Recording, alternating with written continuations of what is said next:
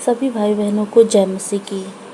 प्रभु यीशु मसीह का वचन कहता है, वहाँ से आगे बढ़कर यीशु ने मत्ती नामक एक मनुष्य को महसूल की चौकी पर बैठे देखा और उससे कहा, मेरे पीछे हो ले। वह उठकर उसके पीछे हो लिया।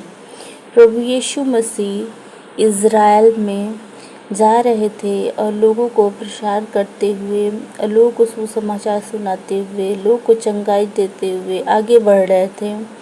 और आगे बढ़ते समय उन्होंने एक मनुष्य को देखा जिसका नाम मत्ती था और वह महसूल की चौकी पर बैठा हुआ था और वह लोगों से चंदा लिया करता था।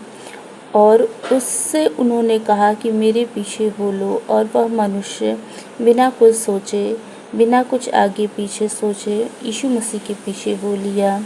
और आगे वचन कहता है, और जब वह घर में भोजन करने के लिए बैठा तो बहुतेरे महसूल लेने वाले और पापी आकर यीशु और उसके चेलों के साथ खाने बैठे।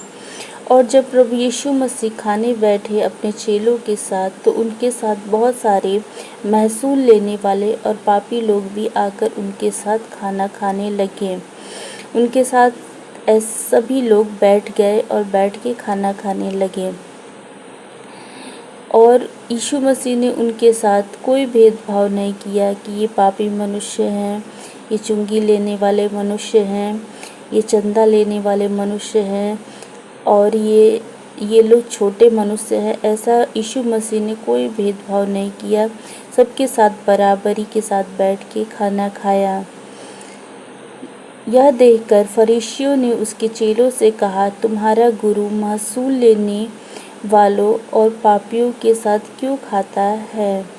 यह देखकर फरीसी, जो उस समय के बड़े लोग कहलाते थे यरूशलेम के अंदर, उन्होंने कहा, उसके चेलों से कहा कि तुम्हारा गुरु प्रभु यीशु मसीह महसूल लेने वालों, चुंगी लेने वालों और पापियों के साथ क्यों खाना खाता है, क्यों संबंध रखता है, क्यों उनको बड़ा और छोटे का भेद बताते थे। वो फरीसी कह रहे थे कि क्यों महसूल लेने वाले और पापियों के साथ यीशु मसीह भोजन करते हैं।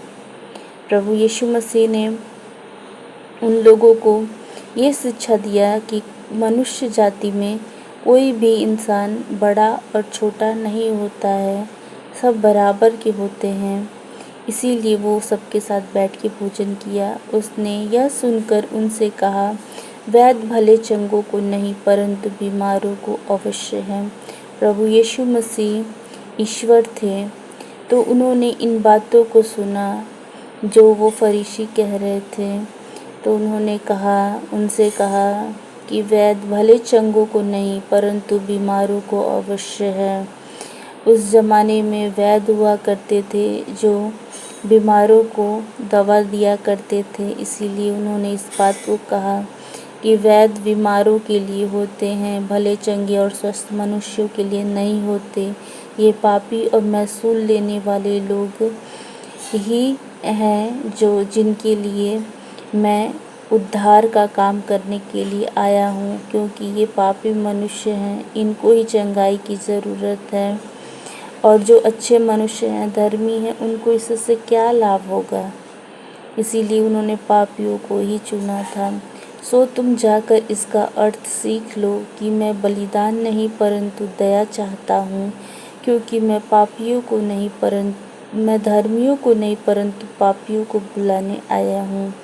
प्रभु यीशु मसीह ने आगे बढ़ के अपने शब्दों में कहा और जोड़ा और कहा कि इसका अर्थ जाके तुम सीख लो कि मैं क्या कहना चाहता हूँ, कि मैं बलिदान नहीं परंतु दया चाहता हूँ। मैं ये नहीं चाहता कि ये पापी लोग, ये महसूल लेने वाले लोग, ये छोटे लोग कट के मर जाएं, नाश हो जाएं, इनका दमन हो जाए और ये नरक की आग में चले जाएं। ऐसा मैं नहीं चाहता, परंतु वो चाहते क्या हैं, क्योंकि मैं धर्मियों को नहीं परंतु पापियों को बुलाने आया हूँ। मैं यीशु मसीह जगत के अंदर धर्मी लोगों को नहीं परंतु पापी लोगों को बचाने के लिए आया हूँ। प्रभु यीशु मसीह का वचन कहता है कि यदि हम पापी मनुष्य हैं तो पश्चाताप करें। पापी मनुष्य हैं तो उनसे यीशु मसीह घृणा नहीं करते हैं। इसलिए अपने आप से लजाए नहीं कि हम तो पापी मनुष्य हैं। उस ईश्वर के पास कैसे जाएंगे, क्या मुंह दिखाएंगे, क्या मुंह लेके जाएंगे, ऐसा विचार ना करें। किंतु पापी मनुष्यों को बचाने के लिए ही यीशु मसीह जगत में आए थे। इसीलिए उन्होंने कहा है कि मैं धर्मियों को नहीं परंतु पापियों को बुलाने आया हूँ। इसलिए लजाए नहीं, आप यीशु मसीह के पास जाएं, क्योंकि उन्होंने स्वयं ही पापी मनुष्यों को, महसूल लेने वाले लोगों को, छोटे लोगों को बुलाया है। क्योंकि उनका जन्म ही चरनी में हुआ था, जहाँ गाय और गोबर होती हैं, वहाँ पे उनका जन्म हुआ था यीशु मसीह का। उन्होंने घृणा नहीं किया, उन्होंने जगत के लोगों से घृणा नहीं किया, जगत के मनुष्यों से घृणा नहीं किया, बल्कि उनसे प्रेम ही किया। आमीन।